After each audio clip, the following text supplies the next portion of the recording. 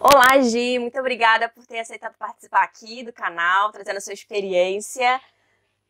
Obrigada pelo convite. Gi, você mora na Inglaterra, né, em Londres. Quanto Isso, eu moro tempo? na Grande Londres. Na Grande Londres mesmo. É, Já faz quanto tempo que você mora aí? eu vim pra cá em 2011. Eu cheguei em fevereiro, fez agora 9 anos, né? 9 anos. Chega uma hora que a gente começa a Perde as contas, né? perder as contas, né? E, Gi, 9 anos. você sempre quis morar fora do país ou foi uma decisão por algum motivo? Por que você quis sair do Brasil? E escolheu logo Então, Londres ou a Inglaterra? minha na verdade, assim, não foi.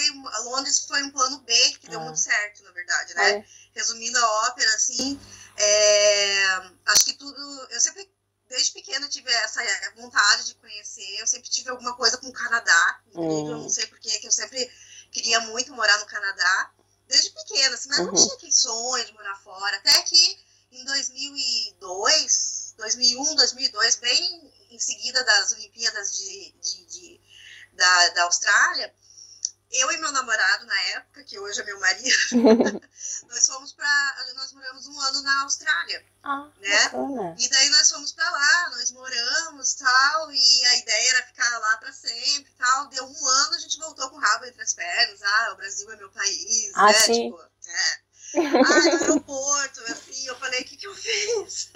Já se arrependeu no aeroporto? Né? No aeroporto mesmo, eu falei, Bateu a bad. Nossa, uma bad. Aí, ok, daí eu tentei, né? Aí, tanto que voltando a gente acaba não... É aquela síndrome do regresso, sabe? Parece que não é a mesma coisa, né? Parece que falta alguma coisa. O meu namoro, por exemplo. Né? Tipo assim, eu tava morando com o meu namorado na época. Aí volta, já é outra vida diferente. E eu falei, oi, né? Então, uma coisa a gente diferente. acabou se separando por uma época. Depois a gente voltou, daí nós casamos. Mas eu sempre, nunca, assim, eu sempre reclamando da vida, assim, sabendo o que era ter um país de primeiro mundo, ter direito ao imposto que você paga, né? E eu sempre fui chata, sempre me senti chata mesmo, porque sempre tô reclamando, sempre tô isso. Mas eu sempre falava, não é que eu sou chata, é que vocês se conformam demais. Sempre a briga, e quem experimenta uma coisa diferente, né? Uma coisa que, pronto, em alguns aspectos é melhor, fica mais complicado quando volta, né? Exato. Então, até que em 2010 eu falei pro meu marido, daí, não aguento mais. Eu vou embora. Se você quiser também junto, senão acabamos aqui, né? E aí ele, né, não, realmente tá difícil aqui. A gente trabalhava com foto e vídeo lá no Brasil e equipamento é muito caro, tá? Segurança. Eu sou de Curitiba, né? Os nossos amigos fotógrafos sendo assaltados em final de festa. Uma limpa num estúdio fotográfico em 30 minutos, você leva tudo. Sabe, não tinha condições de fazer um seguro, enfim. Aí a nossa ideia foi, então, ok, vamos embora. Então, daí a gente queria ir para um lugar que pudesse ter, que a gente pudesse morar com residência permanente, né? Claro. Tudo na lei. Questões burocráticas. E aí que surgiu a oportunidade, eu falei assim, vamos pro Canadá, né? Aí a gente foi ver, a gente fez todo o processo e tal. Vendemos casa, carro, papagaio, periquito, tudo. E o processo lá rodando, né? Só que não se deve fazer isso, tá, gente? Quem quiser fazer isso... Tem que primeiro ver se passa, né? Se é aprovado. A gente queria, sabe? Ansiedade, né? Das coisas, tal. E a gente, de repente, não tinha mais computador, não tinha mais nada pra trabalhar. E, de repente, ia agora, né? E aí o processo estava em andamento ainda. E esse processo leva em torno de 2 anos. Aí bateu o desespero 1 ano e meio, né? E a gente pensando que ia estar tudo certo. Eis que o passaporte do meu marido saiu o italiano dele, né, na época. E aí foi uma oportunidade que a gente, vamos... Aí eu tinha um amigo meu que morava aqui em Londres na época, ele já voltou pro Brasil. Mas aí ele falou, vem esperar o processo aqui em Londres, né? Daí eu olhei pro Paulo, o Paulo olhou pra mim, a gente não tem nada que fazer aqui, né? Vamos. Aí a gente foi com tudo, assim, sabe? Tipo, toda a bagagem, se parasse a gente, tipo, que bagagem é essa, né? Mesmo com a mudança. Coisas assim que realmente a gente queria levar. Então, porque a ideia era ficar aqui, esperar o processo. E depois ir pra lá. Quando o processo saísse, a gente mandaria. Aí nós chegamos em fevereiro, um frio, que é bem inverno aqui, né, fevereiro. E lá abril mesmo, acho final de abril, chegou uma carta pra gente mandar a última fase, assim, o último processo, que é mandar raio-x, exames médicos, tudo, né? Só que aqui em abril já é primavera. É tipo agora, as flores estão surgindo, coisa mais linda do mundo, assim, aqui, né? Eu não tinha noção como é linda a Europa, assim, na época da primavera. Se apaixonou e já era. Menina, e enquanto isso, lá, porque a gente ia ficar numa cidade chamada, até esqueci, Mississauga, de lado de Toronto. Menina, 20 centímetros de neve. Aí eu olhei pro Paulo olhou pra mim. Aí eu vou ficar aqui nessa florzinha, né? Não, mas não tô cansada dessa vida de cigano, assim, sabe? Aí a gente decidiu ficar aqui. Então foi o plano B, a gente veio pra cá, pra daí pro Canadá, e no final a gente desistiu do processo, porque a partir do momento que você não manda os documentos, eles consideram que foi cancelado. E já se vão 9 anos. Sim, foi em 2011 que nós chegamos aqui, vai fazer 10 anos, imagina, nosso tempo voa, parece que foi, sei lá, tipo, 2 anos atrás, muita coisa aconteceu. Gi, o que você mais gosta aí da Inglaterra? Eu gosto, sabe o que eu gosto? Eu gosto, assim, não é de uma vida, assim, é da simplicidade, assim, sabe? Você não precisa de muito pra ser feliz. Você comprar umas coisinhas no mercado, ir na beira do rio, fazer um piquenique, é um passeiozão de final de semana, assim, sabe? E aí você não precisa gastar muito com isso, e você é feliz fazendo isso, assim. Feliz com pão. E eu não me, sabe, eu sou de Curitiba, tem o Rio Belém, eu não consigo me imaginar na beira do Rio Belém. Então, assim, é uma coisa que eu não tive, né, assim, é fora da minha realidade. Então, eu adoro isso, e sem dúvida, né, essa questão da segurança. Eu lembro quando eu cheguei aqui, eu fiquei chocada quando eu vi aquelas máquinas de tirar dinheiro direto pra rua. Na rua, né? Que? Tá de brincadeira, né? Não, e a confiança nos transportes públicos, né? Que você pode entrar sem... Quer dizer, você tem que passar o cartãozinho, mas não tem ninguém te fiscalizando na hora, né? Tudo isso você vê que é uma cultura diferente, né? Mais da confiança e... Mas o que me fez vir pra cá mesmo, acho que foi a minha volta da Austrália. Então, a minha história é lá, né? Tipo, bem antes. Acho que... Eu sempre falo que você, embora do Brasil, acho que... significa, assim, o processo de você ir embora do Brasil começa com você voltando muitas vezes pro Brasil. Porque quando você volta pro Brasil, aí você vai ter certeza absoluta, não, aqui é realmente o meu lugar, é aqui que eu me sinto bem. Sim, ou não. Nem eu, né? Aqui não é, infelizmente, eu me não se adapta, né? Assim, e me sentia culpada por não gostar de estar ali, assim, sabe? Então, infelizmente, e aí a gente veio e acabamos aqui. Sim. E eu tô muito feliz aqui, sabe? E nesse processo, Gi, você acabou tendo 2 filhos aí. Engravidou aí na Inglaterra, teve os filhos aí. Como que foi essa sua experiência de engravidar, de ter teus filhos, né, aí na Inglaterra, o sistema de saúde? Fala um pouquinho sobre isso, como que foi essa fase. Olha, hoje olhando pra trás, eu falo assim, meu Deus, que loucura que eu fiz. Que loucura. Porque nos meus planos era assim, né? Eu vim, eu já queria, assim, produção brasileira entrega inglesa, entendeu? Eu queria engravidar no Brasil, claro. Assim, porque eu queria muito engravidar naquela época, assim, sabe? Só que daí o bom senso falou um pouquinho mais alto, falou assim, não, vamos ver onde a gente vai morar, ver se a gente vai ficar lá. Na época eu não sabia se eu ia ficar aqui, tava aquele todo processo, na verdade, né? Não era aquela coisa clara que a gente ia ficar aqui. Sim. Então eu falei, não, vamos esperar. Aí foi assim, bem... Como que eu vou dizer? Eu diria que foi um processo muito solitário. Porque eu cheguei aqui em fevereiro, em outubro, eu descobri que estava grávida. Foi bem da primeira vez.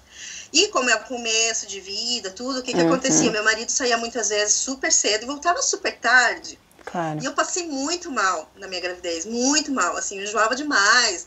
E eu tive uma vez, no Brasil, eu doei sangue e fui andar e voltei para casa de ônibus. Só que no ponto de ônibus eu desmaiei, sabe? E tava sozinha. E eu caí, eu desmaiei, assim, não era pra ser, assim, porque eu caí no meio-fio e meu corpo ficou pra rua. Nossa. Então eu não sei, sabe? Tipo assim, não era pra ser. Não tinha ninguém na hora que eu desmaiei, porque eu sabia, eu procurava assim, meu Deus, eu vou desmaiar.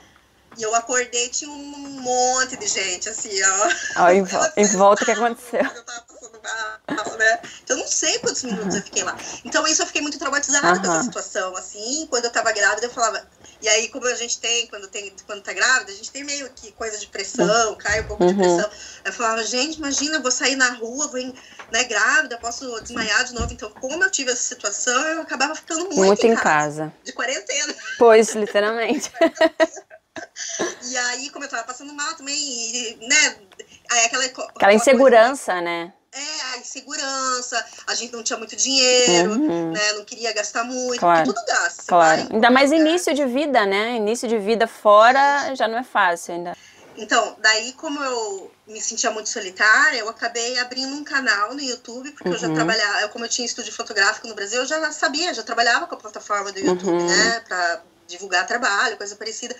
Mas foi a primeira vez, assim, que eu me vi, assim, ok, vou colocar a minha cara no sol. Isso há 9 anos atrás, então, tipo, logo, bem no início mesmo da plataforma, né? Agora, olha só, dia 2 de abril agora, fez 9 anos o meu canal. 9 anos. Fez 9 anos. Bem e aí, no o que aconteceu? O canal se chamava Gisele Dalpai, e era uma forma, assim, de eu não me sentir tão sozinha, não cair numa depressão, não cair... Sabe, tipo assim, porque é muita coisa na cabeça, sabe? Tipo assim, tô grávida, será que isso é certo? Será que eu fiz certo? Será que não sei o quê? Será que eu vou dar conta? Será que isso... sabe? Então, foi uma forma, assim, de eu poder ajudar outras mulheres que também estavam nessa situação, morando no exterior, porque acho que eu realmente fui uma das primeiras mães a falar da maternidade na real, assim, sem aquela coisa flufuzinha, assim, bonitinha, tal, assim, sabe? Até porque, então, o que aconteceu? Aí o meu filho nasceu em junho de 2012. No Natal, quando ele fez 6 meses, eu descobri que estava grávida de novo. Nossa. E aí o Thomas nasceu em agosto do ano seguinte. Então foram dois bebês juntos, assim. Hoje, olhando para trás, eu falo assim, gente, como que eu conseguia dar conta de fazer esses vídeos? Porque hoje em dia eu não consigo, praticamente. Mas eu acho que era uma necessidade mesmo de se expressar, né? De desabafar. Foi a minha tábua da salvação, assim, sabe? Ainda mais fora, né? É aquela coisa, você não tem rede de apoio, você não tem família, né? Então eu acho que essa deve ser a maior questão de quem mora fora e tem filhos, né? Como que vive a 100% pros filhos, né? Não tem aquele minutinho de paz, aquele minutinho pra você, né? Vou deixar com os avós, vou deixar com os tios, nem que seja por 1 horinha pra eu respirar. Não existe isso, né? Entendeu? Não existe isso não existe. E aí eu acho que eu fui uma das primeiras mães realmente a falar não significa que você não está feliz, mas naquele momento, de repente, você está com aquela questão. Não é que você não é feliz, você de repente não está feliz. Não está feliz, e é normal, né? Também você não está feliz com maternidade. Gente, ninguém... Eu fui uma que fui enganada pelas propagandas da Johnson & Johnson. Eu nunca imaginei na minha vida que eu ia ter problema tal. Eu acho que é por isso que eu consumo tanto conteúdo de maternidade. Eu ainda não sou mãe, mas eu gosto muito. E eu gosto muito de ver realmente essa realidade, né? Porque tem aquelas pessoas, é tudo muito bonitinho, tudo muito fácil, tudo muito fofinho. Mas e a parte real, né? A parte do trabalho, a parte do cansaço. Que você muitas vezes não consegue dormir direito, não consegue se arrumar direito, não consegue, né? Muita coisa, então... Você se coloca sempre por último, você sempre tá frustração atrás de frustração se você não tem uma rede de apoio, ou dinheiro, ou psicológico. Porque você pode ter dinheiro, uma rede de apoio, mas não ter psicológico. Exatamente. Acho que essas são 3 coisas, assim. Você pode ter dinheiro, mas não ter psicológico. Você pode ter, né, assim, uma rede de apoio, mas não ter psicológico. Eu acho que o psicológico é o mais importante de tudo, na verdade. É a base, sabe? Né? Então, o que aconteceu? Com o passar do tempo, eu comecei, né, as crianças começaram a crescer e tal, e aí começaram muitos questionamentos, assim, do comportamento deles, né? E aí eu comecei a meio que uma coisa que era legal, de eu ficar mostrando, de eu ficar compartilhando, começou já a me dar um aperto no coração, porque muitas pessoas me questionavam, por que eles não falavam ainda? Essa parte da cobrança do outro, né? Sempre esperando alguma coisa igual. 3 aninhos, alguma coisa assim.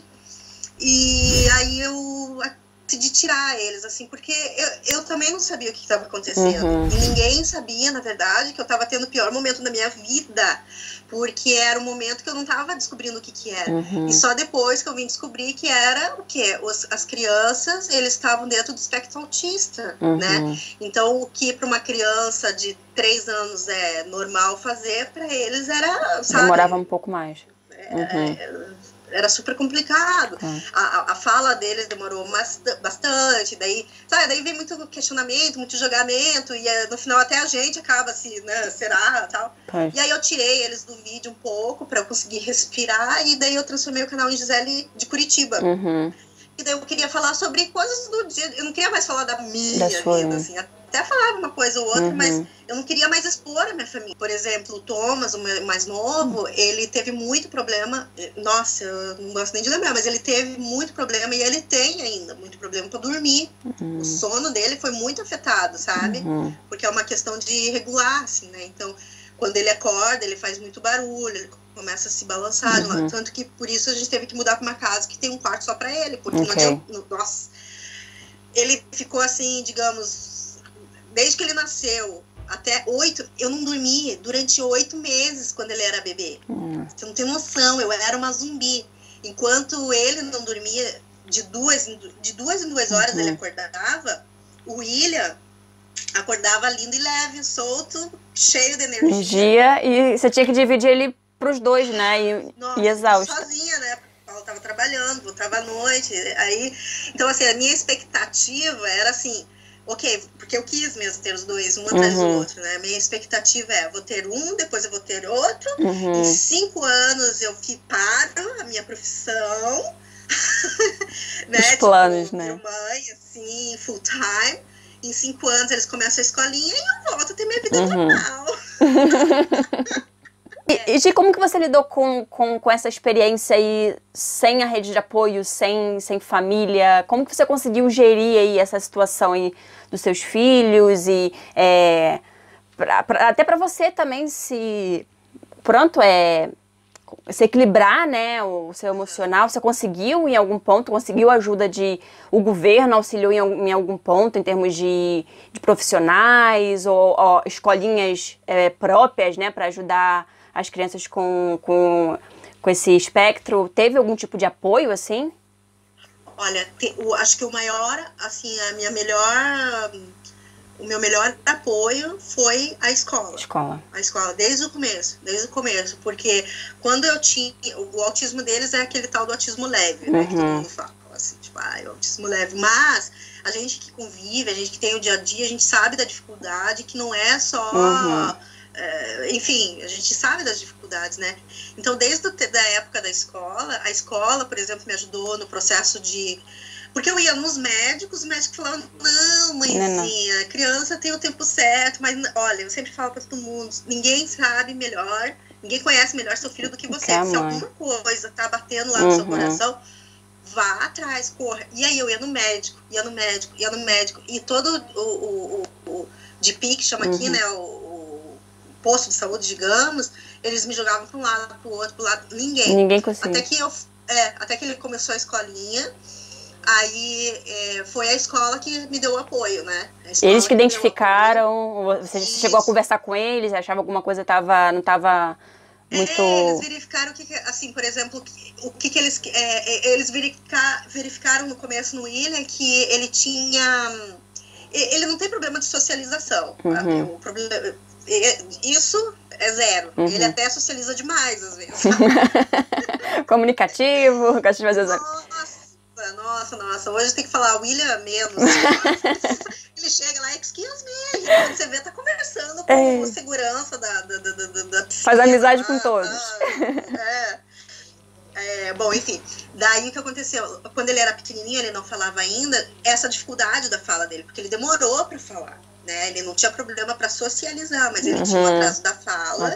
E ao mesmo tempo ele também tinha algumas estereotipias, assim, que era do tipo guardar pedrinha no bolso. Ele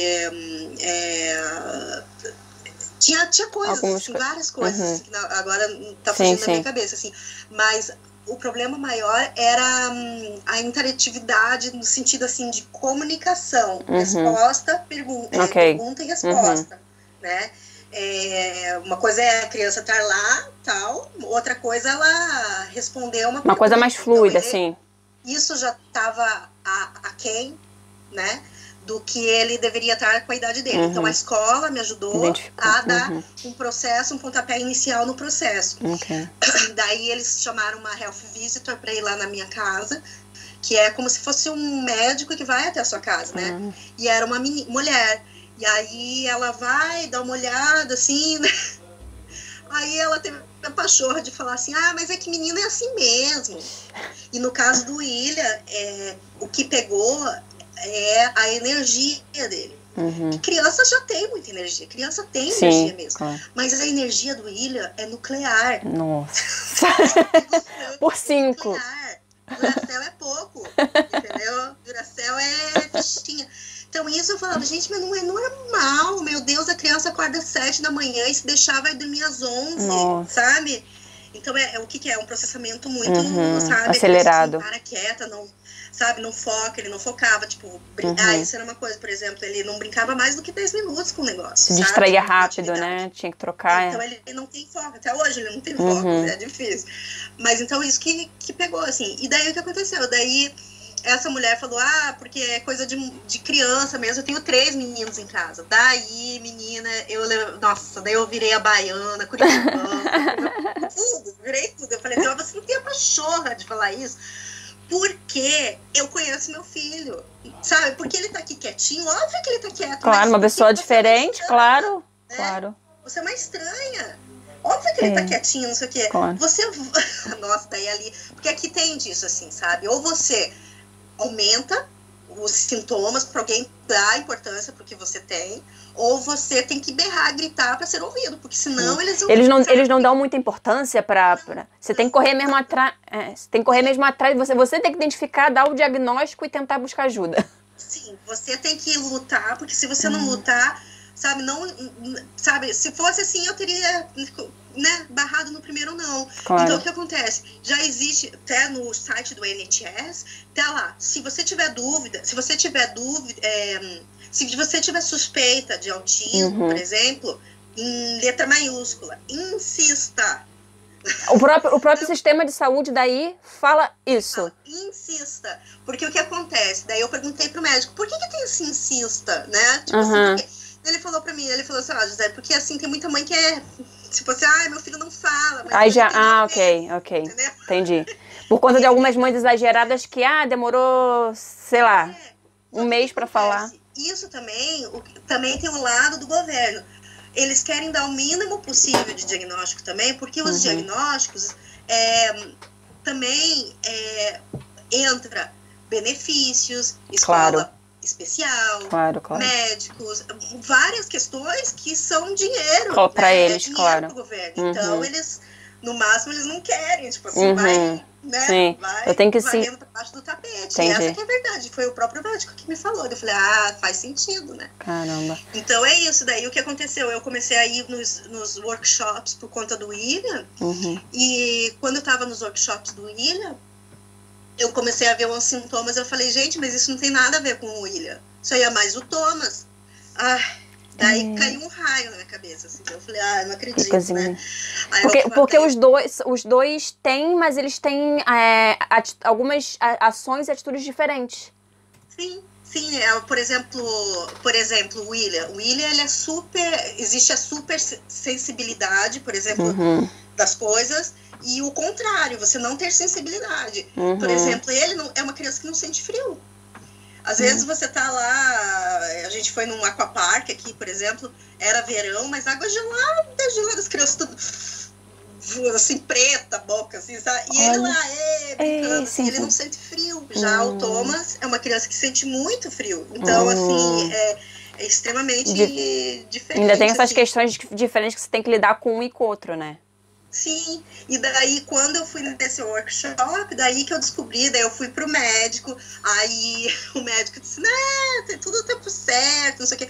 Aí eu voltei nesse workshop, peguei, aí o National Autistic Society pedi, me ajuda. você mesmo disse, porque eu comecei a chorar na sala de aula lá, assim, sabe? Eu falei assim, gente, como é que eu negligenciei o meu filho? Como é que eu nunca percebi, assim, sabe? Eu me senti muito culpada, assim, né? Daí ela falou, não, eu lembro que ela falou assim, Gisele, você tem que ir agora atrás do... Porque realmente... Daí eu expliquei pra ela a situação, né? Daí ela falou, realmente, você tem que ir atrás porque ele tem o direito e você o dever de correr atrás. O primeiro passo, você passa por um pediatra pra ver se tem realmente sentido. A criança tá brincando aquém do que precisava. Tá? Aí dá o positivo, daí vai pra um processo, sabe? Daí vai pra um processo, leva um ano e depende, né? Mas aí hoje eles têm acompanhamento, eles frequentam alguma escola diferenciada ou a escola não? deles é uma escola muito bacana, que tem uma inclusão muito boa, tá? Tem uma sala, inclusive, especial que se chama Provision, que são para crianças realmente com autismo um pouco mais severo. Mas o William, ele não precisou e ele não... na verdade, assim, eu falei... Quando ele ia entrar na escola, foi uma questão muito complicada para mim, porque eu falava assim, gente, eu não vejo ele no Provision, porque é um autismo mais severo. Mas eu também não vejo ele na sala normal com as crianças, assim, sabe? Porque ele não vai parar quieto. E era isso que acontecia mesmo. Ele não vai parar quieto, ele não vai prestar atenção, ele não foca, ele não fala, sabe? Na época. E aí, o que aconteceu? Daí foi direcionado para ele um processo e ele tem uma professora com ele, one-to-one, que chama aqui. Então, ele tem uma professora do lado dele. Do lado dele. Assim, que fica... William, foca. William, sai daí. Mas todas as escolas aí oferecem algum tipo de suporte? Ou foi essa escola específica? Existem algumas que existe esse tipo de sala, esse tipo de serviço? No caso... Eu acredito que a maioria das escolas, porque chama-se SENCO, né? Que é o Serviço Especial de Educação Especial para Necessidades Especiais, alguma coisa assim, não estou lembrando mas chama-se SENCO, a sigla. E geralmente todas as escolas têm o SENCO, né? Então, mas quando você já tem uma criança especial e você precisa ir, você já foca para essas escolas. mais especializadas. E é uma inclusão de verdade, não é aquela coisa, tá atrás... Só de nome, né? Não, é uma inclusão mesmo. O que aconteceu? O William foi para essa sala com a professora e hoje em dia, depois foi o reception, primeiro, segundo, terceiro. Ele tá no terceiro ano. Então, 4 anos com essa mesma professora. Então... Ele já tá meio de saco cheio, assim, tipo, eu não preciso mais dela, sabe? Então, a gente já tá num outro processo, assim, sabe? A gente já tá no processo de deixar ela um pouquinho mais longe. Ela mesma já falou, sabe? Acho que tá na hora de... Né? É um processo, né? Então, mas eu acho que ele precisa ainda, sabe? Então, um pouquinho mais. Já o Thomas não precisa, porque no caso dele é outra coisa, é outra questão, assim, sabe? Ele foca muito, ele tem ele é super bom na escola, sabe? Super, nossa, ele é, assim... Bom aluno. Muito. Então, ele não tem essa questão, ele não precisa de um apoio, assim, one-to-one, né? Alguém pra estar ali do lado dele. São necessidades diferentes, claro. Então, aí seria mais com psicólogos, mais com o temperamento dele, coisa parecida. Mas, fora isso, tá tudo bem, né? Mas acho que os dias piores passaram, assim, porque foi até a busca, a descoberta. Então, assim, já é uma novidade você ser mãe. Claro. Então, assim, o que acontece? A partir desse momento, até o diagnóstico de novo. Claro, é um processo, né? Que não é do dia pra noite. Até, por exemplo, eles começarem a falar, a gente ter o apoio da escola, a gente saber que vai ficar tudo bem, eles começarem a se comunicar, né? Ok, daí a gente tá aqui. Só que nesse processo todo, hoje a gente vê tudo. Na sequência, olhando pra trás, Nossa, claro. Não foi nada. Só que quando você tá aqui no meio, sem saber como que vai ser lá na frente, será que não é minha culpa que eles não estão falando por causa da língua, porque ele não tem contato com a família? Porque eu não conseguia sair com eles pequenos, os dois, né? Então, e hoje eles falam também português? Conseguiu que eles falassem também português? Porque já demoraram um pouquinho, né? E aí é o inglês que eles falam na escola. Como que fica essa questão do português? Então, assim, eu falo que eles são bilíngues. Tem um termo que até uma professora disso ela falou pra mim, porque eu fiquei com essa questão, né? Porque eles sabem falar, eles entendem o português, porque eu falo com eles. Como eles tiveram muito essa questão de falar tarde, eu não quero que eles eu não vou jamais obrigar, vocês vão Claro. falar em português, entendeu? Eu não quero que eles Claro. tenham essa coisa. Mas eu falo pra eles, olha, português é uma dádiva. É um presente, meus filhos. Vocês podem aprender qualquer língua, isso é legal pro raciocínio. Tudo bem, vocês não precisam falar. Mas eles entendem. Mas vocês vão entender. Né? Vocês precisam entender e eu vou falar com vocês, porque, né, como que vocês vão, né? Mas eles não adianta, falar chip mesmo em inglês, sabe? Então, nasceram, assim, né? Nasceram no país, é a primeira língua, né? Eu não posso pedir isso, assim, sabe? É a língua deles, eles vão pensar, vão sonhar, sabe? Claro. É a língua mãe, não é a língua de herança, né? Claro. A língua quer dizer, é uma língua de herança, né? O português é a língua de herança. Não é eu quero que eles aprendam. Agora, por exemplo, nesse tempo aí, a gente tá com os filminhos da Disney e tal. O Thomas pediu, né? Mamãe, quero assistir em português, né? Daí ele começou a assistir em português. Exatamente, incentivar, mas não obrigar, senão pode até criar uma rixa, tipo, sou obrigado, com o tempo, é uma bacana. Coisa muito de brincadeira, às vezes eu falo umas palavras, eles dão risada, às vezes eles também são os nossos professores, sabe? Por exemplo, que nesses dias eu falei, Thomas, você quer de strawberry ou chocolate? Eu falei, chocolate dele. Mamãe, it's not chocolate, it's chocolate. Ai, meu Deus, professores de inglês. De pronúncia, claro. Só que daí eu falo, tá, Thomas, ok, você pode corrigir a mamãe, mas nunca tire sarro de alguém que não sabe falar. Claro. Fala aí, São José dos Pinhais. Ele não conseguia falar. Eu falei, difícil pra quem não tem, né? Fala não sei o quê, eu falava uma cidade, nada a ver, sabe? Que bacana. Jacarepaguá. Sim, que às vezes é até difícil pra gente falar nossa língua mãe. Aí eu falei assim, você nunca, jamais, assim, porque pra mim, assim, que eu nunca estudei inglês, assim, em escola tradicional. Assim, na Austrália, eu trabalhava de telemarketing para uma empresa que vendia coisa para o brasileiro, para português, então eu não tive muito o contato com o inglês. Ainda mais tem assim, sei lá, eu sempre fico com essa coisa de, eu não sei inglês, eu não sei inglês.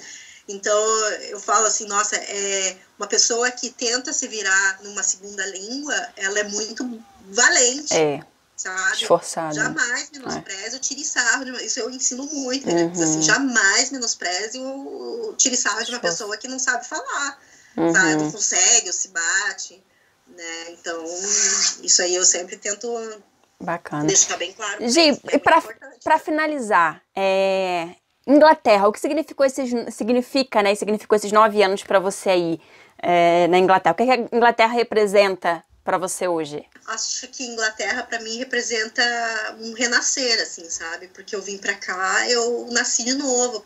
Eu nasci junto com os meus filhos, por exemplo, né? Porque eu vim para cá, logo em seguida eu fiquei grávida, depois grávida de novo, e aí veio toda essa, né? Mas ao mesmo tempo, eu acho que é como se eu tivesse 9 anos também. Então eu ainda tô aprendendo, né? A cultura, tô aprendendo a falar, tô aprendendo a entender onde que eu vim parar. Então, é como se fosse renascer, que eu renasci, é como esquece tudo que você viveu para trás e aprende, começa a ter aquela noção de comunidade, por exemplo, de você começar a conhecer seus vizinhos que são ingleses. Tudo do zero, né?